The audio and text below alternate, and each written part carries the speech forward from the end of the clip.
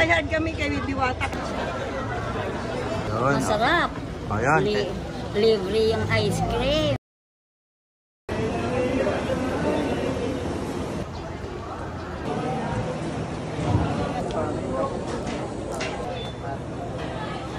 Alam nyo ba guys, napadayo nga ako ng Quezon City para dayuhin ang nag-iisang Diwata. Sobrang sikat at dinadayo at pinipilahan pa rin. At no need mo na daw ng pumunta ng Pasay para matikman ng Diwata Paris Overload dahil dito sa Quezon City, meron na siyang bagong branch na mas pinalaki, pinalinis, pinalawak at pinaganda. At everyday din silang open at 24 hours na bukas. At napansin ko rin, hindi nagbabago, non-stop pa rin yung mga dating ng customer ni Diwata. O diba, pak na pak, napakalupit pa rin ni Diwata. Yung inakala nyong palaos na at palubog na, namamayagpag pa rin. Tapos isa pang nagustuhan ko dito sa dining area ngayon ni Diwata, lahat nakaupo na. Di na nakatayo kaya magiging komportable ang pagkain mo. Meron na rin silang CR para sa mga customer nila. Good job, Diwata. Ito naman yung mga bagong menu niya. Diwata Hotdog Overload, Diwata Family Chicken, Diwata Spaghetti Overload, Diwata Chocolate Overload. Nyo ba, masyado ako napabilib at napahanga sa bagong branch ni Diwata. Ano ba naman kasi, mas pina-improve pa niya yung parisan niya. Puno din ang ceiling fan ang dining area niya. At sobrang maayos at organized ang facility nila dito. Ayan kuya, ano pangalan mo? Soro po. Soro, tiga saan ka? Taga Morningstar lang po. Ayun ba yung pre ni Diwata? Opo. O sige. Ano naman lasa? Okay naman po. Matamis-tamis po. Yun, thank you. Salamat po. Sarap. Opo. Sakto lang po.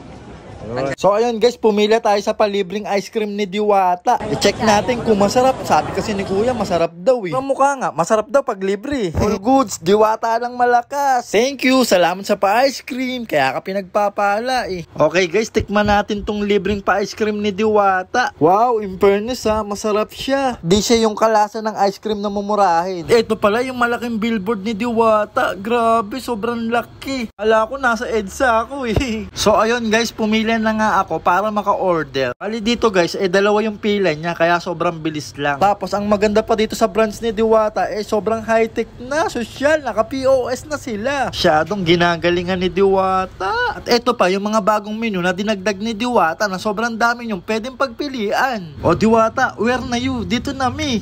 Mula noon hanggang ngayon, suporta pa rin.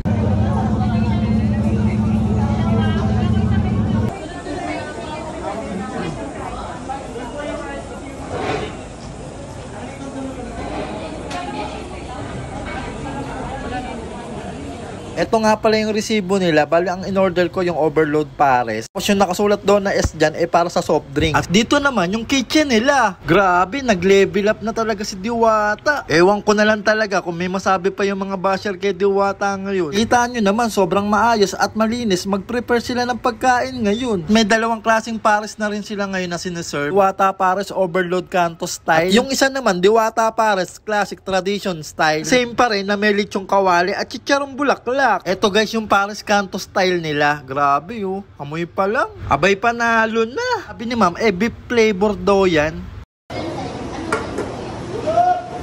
Tapos sa kabilang side, yung rice naman, kaya hihingi ka na lang. Diba? Mas pinadali ni Diwata at pinaayos. Dito naman yung mga condiments nila. Tingnan nyo naman guys, wala pa rin kupa si Diwata. Tanghalian tapat yan. Blockbuster pa rin. Oh, syala, ang ganda ng kitchen ni Diwata, panis. So ayan guys, ito na yung order natin na 100 pesos na Paris Overload ni Diwata na may only rice, only sabaw at free soft drinks pa rin. Tingnan nyo naman yung serving nila guys. Marami at malalaki yung lechong kawali nila. Medyo lumapot din yung sabaw ng Paris nila ngayon. Okay, wala nang patumpik-tumpik yan. Ipo-check na natin yan. Okay, first bite para sa inyo, ang una kong subo. Wow, grabe, nadali mo Diwata. Iba yung atake mo dito. Ang sarap. Real talk guys, nag-level up na talaga si Diwata ngayon. Lalo pa niyang pinasarap yung Paris niya. Sobrang malasa niya at nagulat ako sa atake niya ngayon. Sobrang crispy pa ng chicharong kawali niya. Sobrang goods quality. Ibang klase na talaga si Diwata ngayon. Nag-level up na, malamig na yung soft drinks niya eh. Solid at masarap na Paris. Not bad sa 100 pesos. Ganito pa kaganda at kaliwalas ang kakainan mo. Sobrang fresh air pa. Kaya sangka pa. Sobrang ganda din ng spot nila dito. Nakaka-relax. Diwata Paris Overload, sobrang goods quality. Mama, ano pong name nyo? Ano po? Lily. Saan po kayo galing? Saan pa po kayo galing? Cavite, ang layo. Bakit dito kayo pumunta sa branch ng Quezon City, hindi dun sa Pasay? Tinatry ko na dun eh, dito naman. Okay. And guys, honest review, masarap, legit, quality. Yan guys, eto si Nanay Josephine. May tatanong tayo. Nay, kasi may kumakalat ng balita. Hindi daw ito kay Diwata yung best na to sa Quezon City. Ano masasabi mo? Hindi, sa kanya to lahat. Eh, mo maraming tao. Yun. Masarap. Ayan. Libre yung ice cream. Libre soft drinks. Malaki po yung mga manok. Ah, Kaya halina kayo dito. Saan ba ito matatagpuan, Nay? Dito sa Morning Star lang. Sa... Masarap.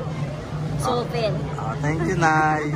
Grabe, nakakatuwa lang makita at nakaka-proud. Malaki na yung pinagbago ng parisan ni Diwata. Sa kabila ng marami ng babash kay Diwata, gawa pa rin niya pagandahin at i-improve ang parisan niya. Kaya saludo ko sa iyo, Diwata. Sana hindi ka talaga magbago para tuloy-tuloy ang blessing. Galing kami ng Del Monte, pagkatapos sakay kami ng Pamuños, sunod sumakay ulit kami ng bus pa City Hall. Kumain na kayo, Nay? Hindi pa, Ay, kadarating nyo lang po. hindi ngayon tapos na. Ay, ano pong masasabi nyo sa Diwata Paris Overload? Okay, Dito. okay po. Wala kaming masasabi kasi sinusubaybayan ko lagi yan sa TV, ay sa FB. Ano po yung masasabi nyo na nagbago na daw si Diwata, medyo lumaki daw ang ulo? Totoo ba yun, Nay? Hindi naman. Siyempre natural lang yun sa pagod. Naninira lang yun. Oo, naninira lang yun. Gusto din nila kasi kumita sila eh. Sila yung pag-usapan. Okay. Inggit lang po yun. Thank you po. Dahil kami kay Diwata kahit di pa namin nakita sa personal.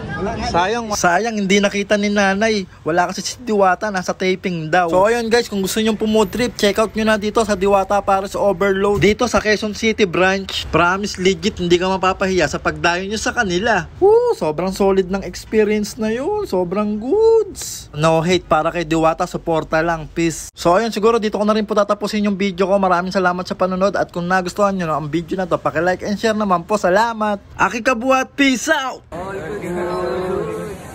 Cheers. See you sa next vlog.